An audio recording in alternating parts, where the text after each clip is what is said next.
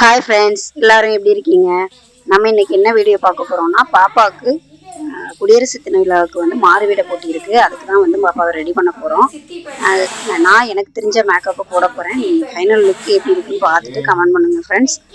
First வந்து நம்ம foundation apply பண்ணியாச்சு. அடுத்து வந்து லாக்மி ரோஸ் பவுடர் தான் வந்து நான் அப்ளை பண்றேன். ஃபவுண்டேஷனுக்கு முன்னாடி வந்து மாய்ஸ்சரைசர் க்ரீம் ஏதாவது போடணும்னு சொல்லுவாங்க. என்கிட்ட நான் இருந்ததை வச்சு தான் ரெடி பண்ணுறேன் பாப்பாவை. நம்ம ரெகுலராலாம் வந்து மேக்கப் போடுறது கிடையாது. இந்த மாதிரி எப்பயாவது தானே, அதனால வந்து பரவாயில்ல அப்படின்னு சொல்லிட்டு நான் ரோஸ் பவுடரை வந்து அடிக்க ஆரம்பிச்சிட்டேன். பாப்பாவும் அப்படியே நல்லா இப்போ இருக்க குழந்தைங்களுக்கெல்லாம் வந்து மேக்கப்னா ரொம்ப பிடிச்சி போயிடுது. பாப்பாவும் அப்படியே உட்காந்துட்டு இருந்தா.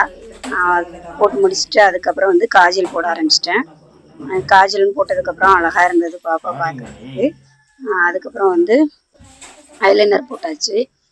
ஐலைனர் போட்டுட்டு பார்க்கவே நமக்கே வந்து ஓகே அப்படின்ற மாதிரி இருந்தது. பரவாயில்ல, மேக்கப் போடுறது ஓகே தானே. அப்புறம் பாப்பா போடுறது வந்து வேல் நாச்சியாராக தான் போட போகிறோம். அதுக்காக வேண்டி பொட்டும் கொஞ்சம் பெருசாக வச்சாச்சு.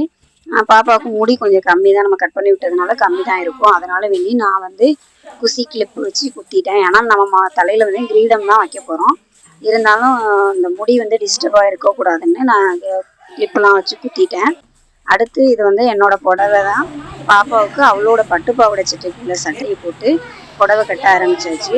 இந்த மாதிரி மடித்து கட்டுறது குழந்தைங்களுக்கு கட்டுறது கொஞ்சம் கஷ்டம்தான். நான் எனக்கு தெரிஞ்ச மாதிரி அப்படியே கட்டிட்டேன். ஓரளவு நல்லாவே வந்துடுது. பார்க்கவே நல்லா இருக்குன்னு தான் அவங்க அப்பாவும் சொன்னாங்க.